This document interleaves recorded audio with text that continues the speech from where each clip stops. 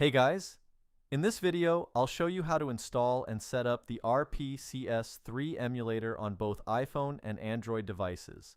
I'll guide you through the entire process step by step, so even if you're new, you can follow along without any problems. The setup is quick and straightforward, and once it's done, you'll be ready to start using it. I've personally tested it, and everything runs smoothly. Before we dive into the installation, there are a couple of quick settings we need to check to make sure everything works smoothly. First, head over to your device's settings, then tap on General. From there, go to Background App Refresh and make sure it's set to either Wi-Fi or Wi-Fi and mobile data. This will ensure the app can run properly in the background.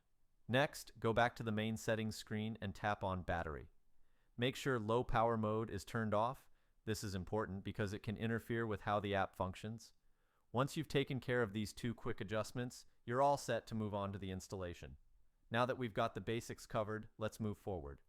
Open your browser and go to findplugin.com. This is a reliable platform that offers various modded and helpful tools.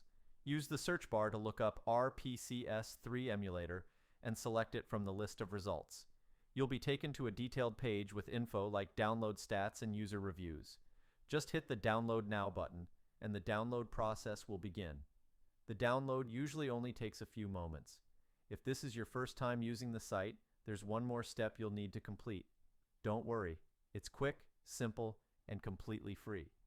You'll be redirected to a verification page where you'll be asked to install a few free apps from the App Store or Play Store. There will be a clear tutorial showing you exactly what to do.